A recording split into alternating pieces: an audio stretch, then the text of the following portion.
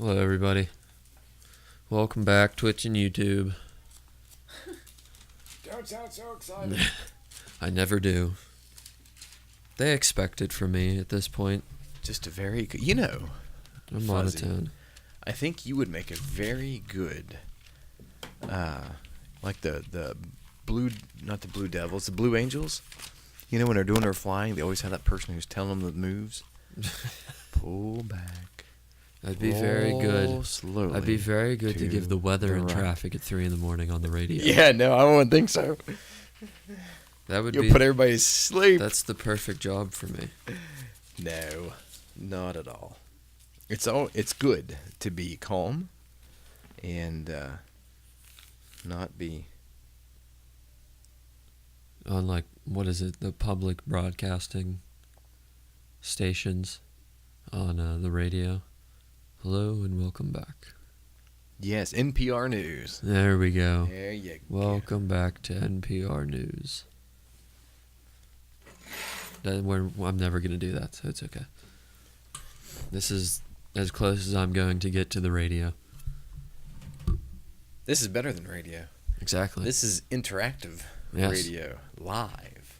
Well, I guess radio is live too, but not it's so live-ish. Live-ish, not quite so interactive. This is extra live. I was surprised. My brother-in-law did some part-time work with a radio station, and I always imagined anytime music was playing on the radio, there was a DJ sitting there the entire time. Yeah. And then during breaks, they'll throw in commercials and weather and things like that and talk. No. He would go in, Press a button for a couple hours. I mean, literally just like 2 hours. Pick songs, throw it all together, put in news clips, put in weather clips, record a couple things, and then he would record some callers. Well, I guess you could record colors. I don't think he ever did that. Because I always thought... But then the whole weekend was all played out with music and everything in it, and you listen to it and think, dude's there live in the room, but he's not. He's at home doing whatever. I always thought whenever somebody would call in, they would talk to the people during the music, record it to make sure that they can pretty much... There's nothing being said that they don't want. Oh, yeah. And then Yeah, while there's a break, they just play that recording. Mm-hmm. And then they're figuring out the music they want to do. Oh, I'm sure. And then probably. when that recording's over, the music starts again. I'm on to you. Radio. We're on to you. Not so live. It's like, the television shows. Yeah. That they're, what do they call it? Where it's supposed to be live. Like the sitcoms. Not so much where the sitcoms, it's supposed to be filmed in front of a live TV audience. Yeah, live TV audience. And the live TV audience is just a laugh track. Take 3, take 55. The like The Amazing Race. When they do the interviews during. Yeah, where all that's supposed to just be it's on the after spur of the the fact. moment. Yeah. But they've gone through there and they've got some kind of script. Hey, this is what you guys need to try. It's not all just. Dave's on to him. Yeah, I don't believe it. He's not buying it. Nope, I'm not buying what they're selling. All right, let's start the recording. Hello and welcome back again to another installment of the Walk in Obedience Bible Study. I am Fuzzy Spartan, and I am always joined with Dave across the table from me. Hello, everybody. Thanks for joining us today. And today we're going to continue in Genesis. We will be in Genesis 19:9. That's where we'll be starting today. So if you want to get your Bible out, and you can go there and read along with us. Before we start that, I want everyone to know that we do have a Patreon at patreon.com/walkinobedience, where we use that money to further our ministry. And if you feel like that this ministry has been a blessing to you and you want to be a blessing to the ministry, you can give back financially. Also, make sure to pray before you give any amount of money, because we're going to do this anyway, whether we get money or not, because it's free. So we're always going to be here. It's not of the utmost importance that you have to give your hard-earned money. We can also accept prayers. Those are always sometimes even better than cash, but Always better than cash. Definitely needed. So if you feel like you are being compelled by God to pray for us, then by all means, we would love to have your prayers. And we will continue to pray for all of you. So, let's get started. Back in Genesis 19:9.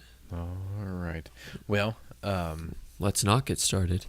this is going to be just a really strange verse to kind of jump into if you've just are joining us. Let's just jump into it. For the first time. But remember, these angels have come to Sodom and Gomorrah, into the city. Lot brings them home to his house. They've been beating on Lot's door, wanting to sodomite. Yes. That's where the term comes from.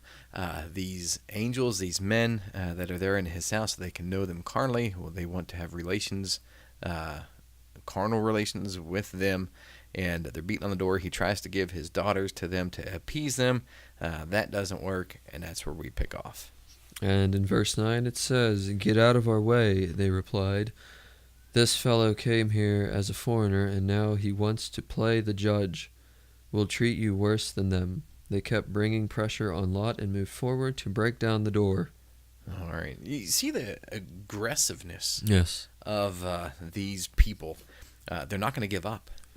They want to have their way with, and I also believe just the way how aggressive they are to hurt these people who have come there, and they're going to try to do whatever they can to get to them. And what I find really interesting is that when we see Lot, when the two angels come at the beginning of chapter 19, it says Lot was sitting in the gateway of the city, which shows that he has a position of power, Yes. like you were saying previously. And now, how quickly do they jump straight to, he's a foreigner and now he wants to judge us? Right. He had that position of power. They know that he had that position of power, but now they don't care. Yeah. They know who he is, and they're accepting of him as long as they are allowed to do whatever they want. As long as he falls in line. Yeah. And doesn't that sound oddly familiar to our society today? Yes, it does. You know, you can be my friend and you can join in with me with things, but the minute that you disagree with me, we are enemies. Yes. And I'm going to start attacking your character. You're no longer my friend, you're my enemy. And now you're a foreigner. Yeah, and now you're a foreigner. You're a stranger to me. And so in verse 10 it continues, "But the men inside reached out and pulled Lot back into the house and shut the door." All right. So they're saving him. Mm-hmm. You kind of, in my mind, I picture this as, Lot's got that chain on the door, and he's got the door kind of popped open, talking to him in that gap between that door, and they're beating on that chain's going to start breaking. But those angels, these two men that came to Lot's house, pull him away from the door and slam the door shut. Yes. Verse 11. "Then they struck the men who were at the door of the house, young and old, with blindness, so they could not find the door." All right. That's the way to protect Lot. And something that I think stop what's going on. that I never actually noticed when I read this the first time was that they did this with the door shut. Struck them with blindness? Yeah. Behind the door. They didn't even have to be in front of these people to strike them with blindness. No. There's a lot of miraculous that, the centurions who came to Jesus with, I believe it was the one who had his son, who was sick unto death, and Jesus tells him, "Go, your faith has made him whole." Yeah. And at that hour that happened. So Jesus didn't even need to touch. We talked last week about Elijah. Yes. And how Elijah kind of prayed over the boy that had died, the widow woman's son. And, that physical touch of being there, laying on of hands and things. But that wasn't always necessarily needed to be done. No. And here's another example of a miraculous thing happening where these people were struck blind just at the power of God and not needing to touch them or do anything, just commanding it to be so. And really kind of ironically, these people are spiritually blind. Oh, yeah. because of the Definitely. sin Morally blind. yeah, the sin that reigns in their heart, and now you just have that kind of outward physical blindness to match up with that Yes. spiritual blindness. Moving on to verse 12. The two men said to Lot, "Do you have anyone else here, sons-in-law, sons or daughters, and anyone else in the city who belongs to you? Get them out of here." Mm-hmm. And I'll continue on through verse 13 because it's in the middle of a sentence. Sure. Because we are going to destroy this place. The outcry to the Lord against its people is so great that he has sent us to destroy it. All right. Here I think we see an answered prayer. Yes. The prayer that Abraham was looking for with the 40, the 50, the 45, the 40, the 30, the 20, as he's wanting, if there's anybody in there that's righteous, will you spare the city, spare the righteous? And these men come to the city, and it's not righteous at all. No. And Lot and his daughters are there, and the offer is given to that family. Yeah. Anybody that's connected to you, get them out of this place. And again, we see a similarity here than something that we've already seen before. We go back to Rahab. Yes. Where Rahab freed those spies that were in her possession there at Jericho, and really the offer was given to her and her family. Only those people who had that red scarlet rope hanging out and who was in her house would be spared and not killed.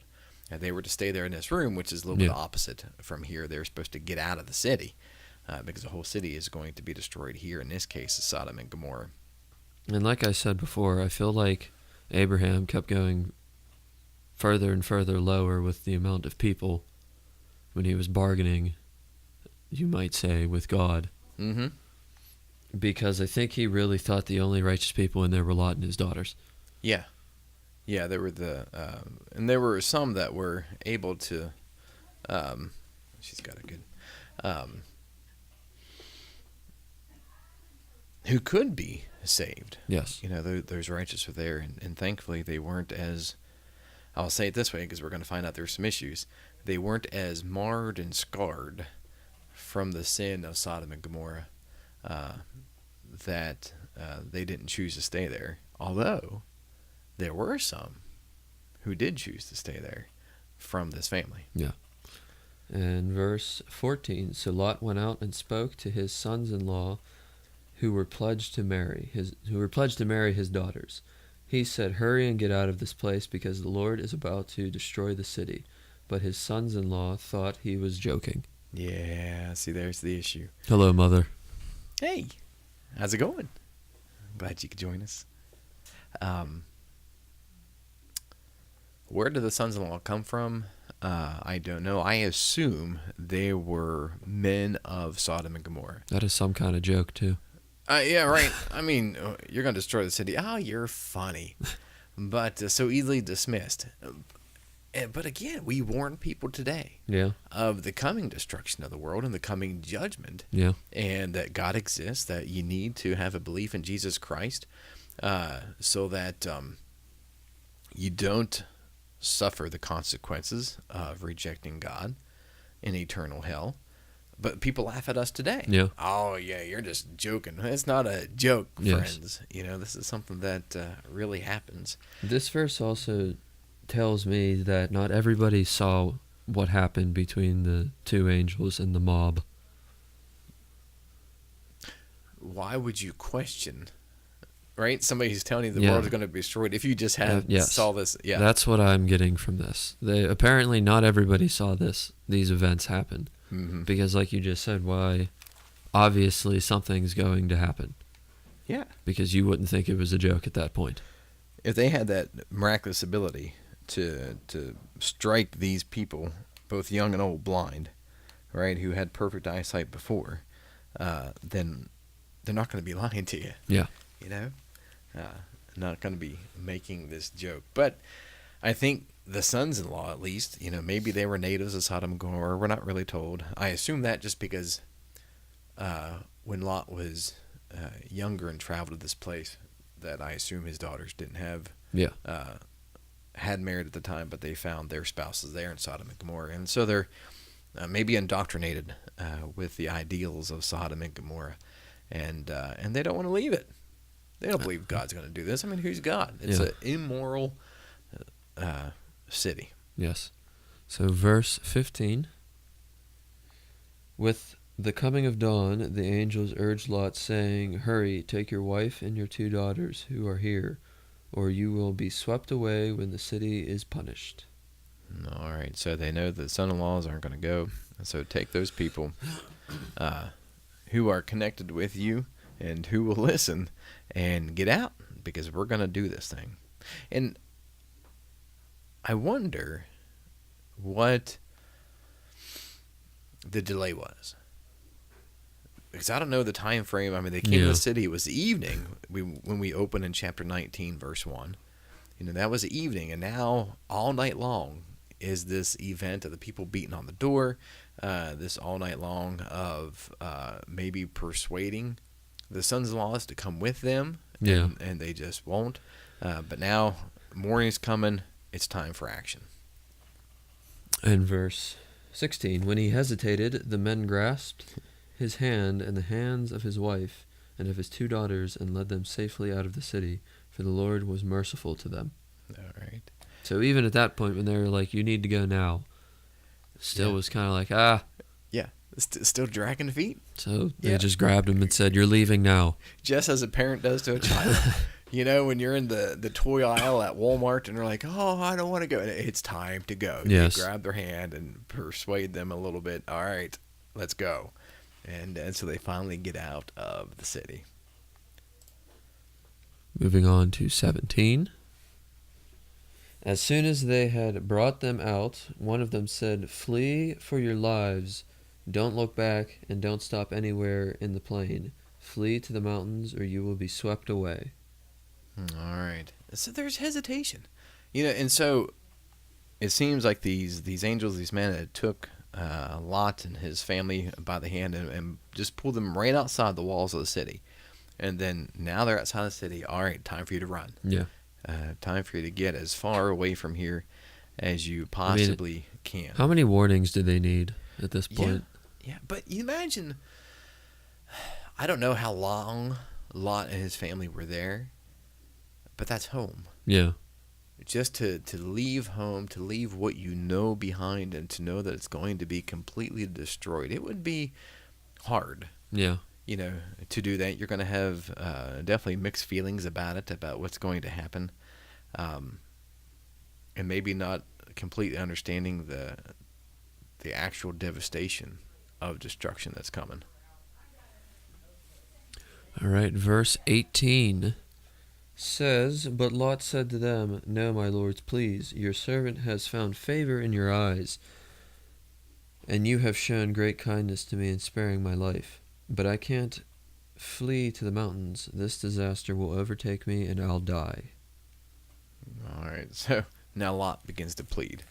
So is he pretty much saying, like, I physically can't do it? He's being a snowflake. And maybe... is he a millennial? Is this too much work for him? I am not going to go there. But at least...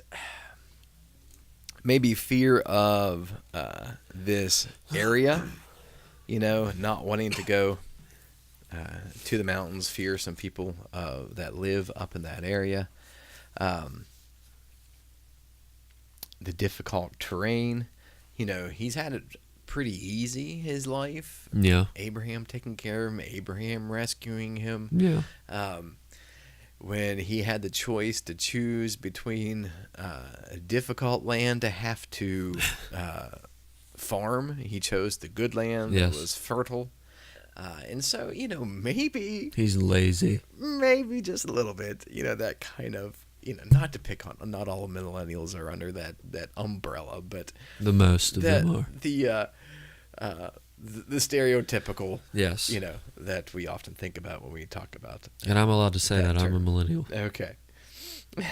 I'll let you do that. But Okay. it seems to me a little bit like that. Oh, this is just way too hard. Well, how hard is it going to be for you to stay here in Sodom and Gomorrah and to die? Yeah.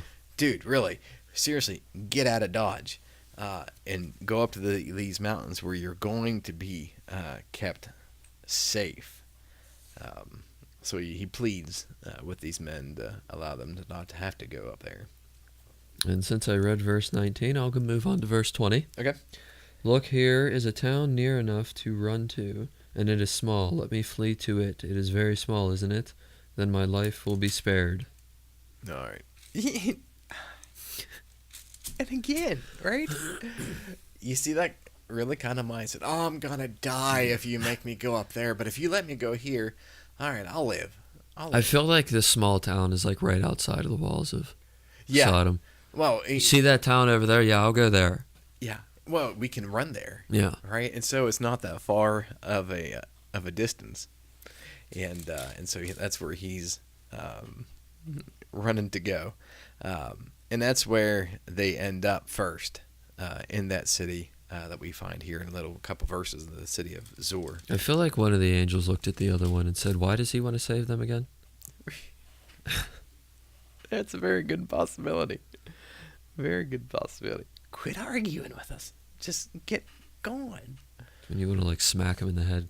Mm-hmm. Yeah. Straighten up. All right, verse 21. He said to him, very well, I will grant this request to you. I will not overthrow the town you speak of. So, then that leads me to a question of, was the plan to also not only destroy Sodom and Gomorrah, but this small, insignificant in size, which is the name Zor means, insignificant in size, if that was the original plan, was to destroy that too. It's in close proximity, and I would assume being in close proximity that the ideals of the immorality of Sodom and Gomorrah also leads into that city also. I also think that obviously God knew that Lot was going to complain. Yeah, I'm sure he knew. So yeah, he probably just said, spare that city. Because he's going to complain about it anyway. Mm-hmm. So one less thing for him to wipe out. Yeah. Not like it would be hard to do it. But obviously God knew that Lot was going to complain and not want to go to the mountains. Mm-hmm. So verse 22, but flee there quickly, because I cannot do anything until you reach it. That is why the town is called Zor. Hang on. Zor means small. It does. Insignificant in size. Yes. Yeah, small little tiny town. Just outside. And it's kind of funny because later on we find out that he ends up having to flee to the mountains anyhow. Not wanting to go there in the first place, but he does end up there after a little while and starts living in a cave. I think that's a good analogy that we can use here, which is if God wants you to do something, you're going to do it. One way or another. Whether you do it now or later, That's it right. will be done. It will be done. Absolutely. And I think that's a good place to very good analogy. To stop and go on to Elijah. Elijah. Okay. Yeah, I was trying to push through the rest of it. Get to the destruction. Okay, so Elijah. Elisha. Elisha. Right? Yeah. As we did Elijah. Well, I always say Elijah and then Elijah. Oh, okay. That's, I don't know. Elijah. Elisha. Just call me Eli. Right? That works. So he was... Which one you're talking about, huh? He was the son of a farmer. Yes.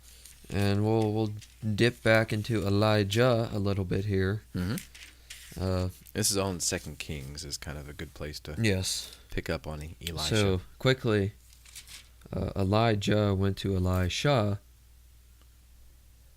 essentially just to have him follow him, be a servant to Elijah. And it was one of those people, right? that Elijah was commanded when he was kind of hiding from Jezebel that he needed to go and anoint? Yes. Yeah, he was supposed to anoint a couple of the kings to be, and also to anoint Elisha as going to be the next prophet to take over when Elijah's work is complete. So Elijah started moving around a lot to different cities toward the end of his life. Mm-hmm. And he kept telling Elijah to stay here, don't follow me, but Elijah said, I'm going to follow you regardless. Yes. And he followed him from town to town, but the people, and this is what confused me, the people in the town would tell him, you know that essentially he's going to die today, right? And Elisha would say, yes, I know, so be quiet.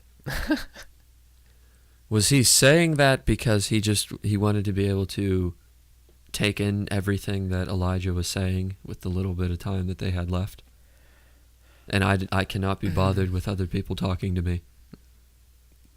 Perhaps, or just the maybe fear of, I've been with Elijah and he's been, teaching me all these things. I don't want to be by myself, to the point that Elisha's like, hey, give me your mantle. Let me have a double portion of your abilities. And what's up, Varkon? Hello, Zen. Almost, in my mind, fear of not wanting Elijah to go anywhere. So I'm going to stick by him as much as I can. Yeah, I know he's going to die, but I'm not going to give up. I'm going to just be quiet. Right? And so I can be with him some more, and just trying to dismiss the reality, maybe, well, now that you bring that up, happen. I wonder if it was also possibly something like how people feel like if you don't talk about it, it's not going to happen. Yeah. So he did, like you said. I think denial. Yeah, I think it was that more of he was fearful and don't talk about it because that means it's not going to happen if you don't talk about it. Yeah. So he did, like Dave said, he did ask for a double portion of Elijah's spirit, and Elijah told him, "If you see me taken up, then you will get what you ask for." And what was it? A fiery chariot? Chariot? Yeah, chariot. Mm-hmm. Chariot's not even a word. A fiery chariot comes down, and Elijah is taken up, but his robe is left. Yes. So Elijah takes the robe, splits the Jordan in half. No small feat. Any normal prophet can do that. And walked across it. Well, we'll talk about the healing of the water first before I get to the get out of here baldy part. Okay. He needed to heal water, so essentially he threw salt in it and it was good to go. Mm-hmm. Mm-hmm. It was poisoned. And now we can get to the baldy part. Children, it says some boys. Okay, so I'm going to assume they were children because it says some boys came out of the town and jeered at him, "Get out of here, Baldy." They said, "Get out of here, Baldy." Mm-hmm. So he cursed them, and 2 bears came out of the woods and mauled 42 of the boys. Yes. That seems to be a bit harsh. And it does, but I want you to think about this. He was really self-conscious about his hair. Well, he must have had a shiny head. But when I look at this and I see how many were gathered together, right? This wasn't a child playground where these kids are just, out there having fun on the swing set and looking over this guy and chuckling and making fun of him. There's this sense, with their coming at him and this statement that they're using, that they are, again, just kind of like those people in Sodom and Gomorrah that we were just talking about, aggressiveness. Yeah. There's 42 of them that were killed by the bear. At least 42. Yeah, so at least 42 that were there. And so how many were gathered together there that these 2 bears didn't get before they've run off? And so it's a gang. and children, boys, that could be up to the age of 20. They do always say, where you kind of were considered a man and able to enter into the service of the temple, and so I kind of picture, these might be teenagers, okay, and probably a group of teenagers that are up to no good, and I think that's why Elijah does what he does for his own protection as well. These people had ill intentions of what to do. They do always say you don't have to outrun the bear, you just have to outrun your friend. That's right. That's absolutely true. So 42 of them were slow. They were 42 of them, all killed. So then you They were start, cursing Elisha. you move ahead a little bit. No, wait, do you? Moab revolts. That's chapter 3. I guess Chapter you can. 4, yeah. Yeah, and then you move to the widow's olive oil. And this story was that the woman, her husband died, and she owed some money, and they were going to take her sons. Obviously, she didn't want that to happen. So Elijah, told the woman to get all the empty jars that she can, as many as she can, from her neighbors, and then take her jar of oil and fill all of them, and then use that to pay off the debt. Mm-hmm. And it ended up working. Yeah. And that's these next two events in chapter 4, the one you just talked about with the really oil that didn't run out, right? Is very similar to the same thing that Elisha did. Yes. With the flour, the oil. Yeah, she's going to eat and die. Right? Yeah, exactly. Yes, I That's will what we always talked about remember last that week. verse. You're going to eat and die. Her oil and her flour didn't run out. That miraculous event, and here, same kind of thing. The oil is not going to run out. So Elisha learned well from Elijah Yes. of some of how to help these people without just making, money grow on trees. Bald head and everything. Yeah, you still had some work to do. To do this, to sell this oil. I'm going to provide you with a never-ending vessel of oil, but you need to go out there and you need to sell it. Yes. To live off of it. And she did sell it, and she paid off her debts. Mm-hmm. And as Dave just said, he says you can live on what is left. And I'm sure she lived just fine. So next, there was a woman. Well, it says a well-to-do woman. And she urged him to stay for a meal. So he did. And then they ended up making a small room on the roof for him. Yeah. He was such a good friend of theirs that she told her husband, get up there and build a room. And I recall, I don't know if anyone's listened to Paul Shepherd, but I recall him talking about this, and I like how he puts kind of a comical spin on these stories, where he said he could see this well-to-do woman's husband going out to his friends and saying, yeah, I'm making a man cave on the roof. I told my wife, you know what, I want my own space.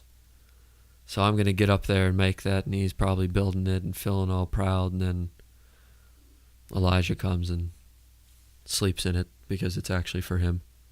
So because of her generosity, Elijah tells his servant, how do you say the servant's name exactly? Gehazi? Gehazi, maybe? Sure, Yeah. Gehazi. Gehazi, I think, is what I've always sort of heard it pronounced, I believe. And he tells Gehazi to go ask her what she needs, and she says that essentially she needs nothing. She has everything that she needs. So Elijah's talking to Gehazi, and Gehazi says that they don't have a son, and they're in their advanced age. So Elisha tells the woman, you're going to have a kid, essentially. Mm-hmm. And she does. Mm-hmm. And then her kid dies. Mm-hmm. So she gets on a donkey. Everybody rides donkeys for some reason. I think history got it wrong, and they think everyone rode a horse. Donkeys were the way Everybody- to go. donkeys are actually smarter than horses. Yeah. I never knew that. Hardworking, too. That's why here's a little bit of a tidbit for you people out there. If you didn't know, whenever you're driving past an area where there's a lot of horses, you will always see a couple donkeys. And the reason is because donkeys are significantly smarter than horses. And whenever horses get scared, they just run. Donkeys don't. They will actually stand there and wait and investigate. Herd mentality. So donkeys are smarter than you think. Mm-hmm.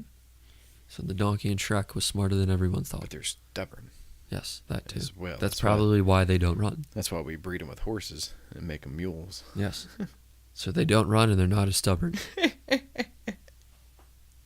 So she finds him and tells him what's going on. He runs back and takes the son upstairs and prays. And the son gasps for air and comes back to life. Mm-hmm. And he is raised from the dead by the power of God. And again, another very similarity to Elijah. Yes.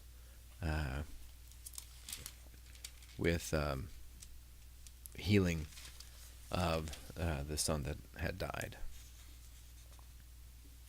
A lot of these similarities in there. And I don't understand or know the significance of how he raises. Yeah. Miracles can be done in all different ways, and we see those throughout all of Scripture. Sometimes Jesus put clay on somebody's eyes to have them receive sight. Yeah. And sometimes he didn't even have to be in the vicinity to heal somebody. But Elisha lays on top of this boy, mouth to mouth, arm to arm, leg to leg. Yeah. Straight on top of him, and warms his body up and has him come back to life. And next,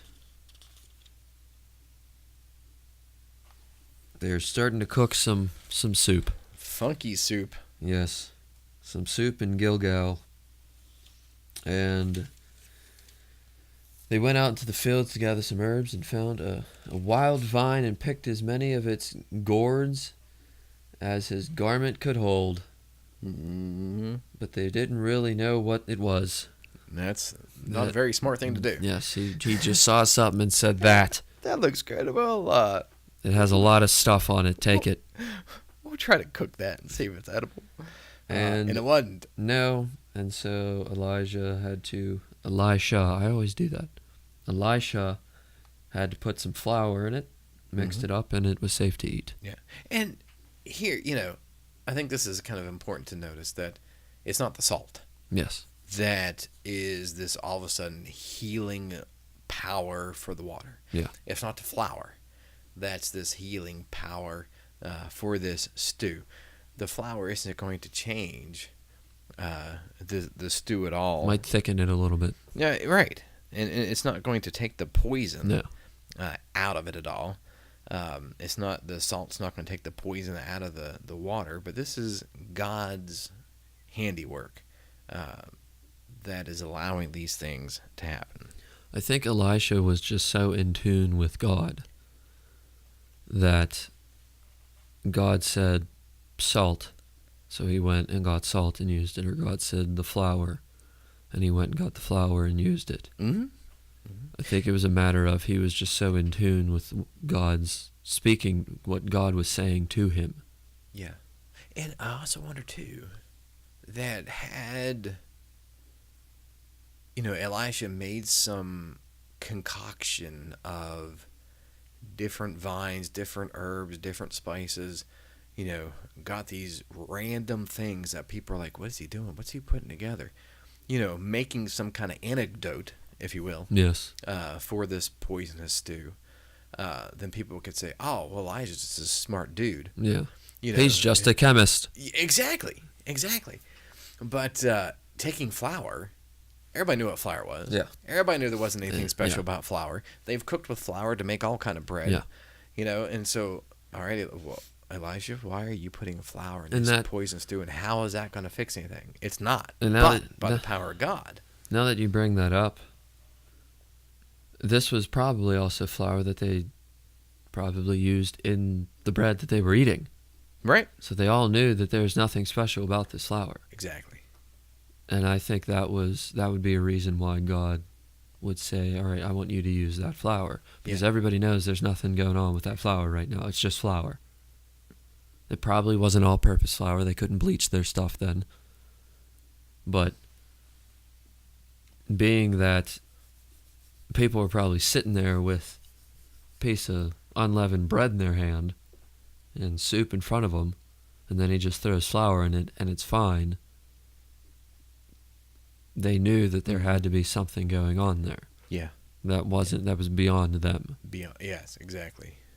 Beyond any kind of human invention. It is a God thing that this has happened. So, Elijah likes to feed people. He's doing a lot of miracles. Yeah. You know? Well, he got a double portion. He got a double portion. He got what he wanted. He got what he asked for. Yes. Yes. And so he's feeding 100 with, what was it, 20 loaves 20 of loaves. barley bread. Mm-hmm. And there was some left over. Yes. Kind of like the fish. Yeah. And Fish and bread. yeah, 4,000, 5,000. minimum. Yep. I was able to feed a lot of people. Next, this is probably a story everyone has heard. Because I know I did before I read it. Mm-hmm. And a man, commander of an army in Syria. Yes. Had leprosy. And he heard about Elijah. Mm-hmm. From his slave. Yeah. And decided to go to him. Yes. At her insistence. Yes. That's a pretty nice slave. Yeah. He must have been treating her half decently. That she Hopefully. was concerned for him. Maybe she just wanted him to leave. Well, if she wanted him to leave, he would have eventually died of leprosy. But Yeah. she wanted him cured of it. So he She goes wanted to bring him Elijah, God. finds Elijah, and Elijah says, go into the Jordan, wash yourself 7 times, you'll be fine. And he was kind of upset about that. Well, and then he was even upset before because it wasn't Elisha that came out. That's true. Elisha sent a servant out there and be like, all right, you tell him to do that. Excuse me? I'm busy. I am the commander of the army of Syria, and you won't even come out to talk to me? So he was angry about that. Then he was angry that if you would have gave me some hard thing to do, I would have easily done it. But you want me to go wash in this dirty river? Yeah. How And stupid's that? the slave told him how much would you have done the hard thing, Yep. and now this is easy. Just go into the river, you moron, and do it. Yes, exactly. You moron. And so he goes into the Jordan 7 times. He's cured of leprosy. And one thing I like, it was at the 7th time Yes. that he came up out of that water. That is when he was cleansed. Had he was feeling good. had he 5, Yeah. washed 5 times, still nothing. 6, nothing. Is at the obedience to Elisha, but Yes. really to God through Elisha. You do this thing 7 times, again, like we were talking yesterday in the book of Revelation, that picture of completeness. You go in there, wash just as I told you to, and you'll be restored. And his flesh was restored like the flesh of a little child.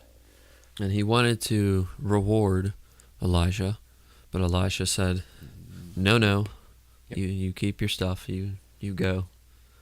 And so he left, and then Elijah's servant, underhanded man, Underhanded, yes. kind of snuck out and found the man, the commander, and told him, oh yeah, he was just kidding. We'll take your stuff. And so he got some of the reward, took it back to his house, stuck it in his house, and then found Elisha. And Elisha said, where have you been? And he said, oh, I didn't leave. And Elijah said, you know for a fact that you left, and now you have leprosy. Mm-hmm. And it wasn't like, hey, give me a couple bucks, and then if we run into some trouble down the road, we'll be okay. Yeah. this dude was greedy. And you see, even back He with took that, clothes. the widow, or the woman that didn't have a child, Yeah. she said, we're cool. Yeah. But he's a deceptive individual. Yeah. And he goes to Elisha and says, oh, she wants a child. Yeah. Why did he do that? I don't know. And then here, right, it wasn't that he just went back and said, we could use some food. We could use a little bit. 2 talents of silver, Yes. which is about like 70 pounds of talent of silver. This is a lot of money of, silver that he's got. And then, of course, 2 changes of garment. So it's not just a T-shirt, Yeah. pair of jeans, From Marshall's. Right. We're talking, definitely some Polo. expense here. It's the Louis Vuitton or the what's the expensive Versace. suit? Yeah, the suit guy, Armani. Yes. It's the Armani suits, and but he's got a lot of greed to ask for this. And of course, it wasn't at all what was supposed to have had. And he became a leper. Mm-hmm. That was his punishment.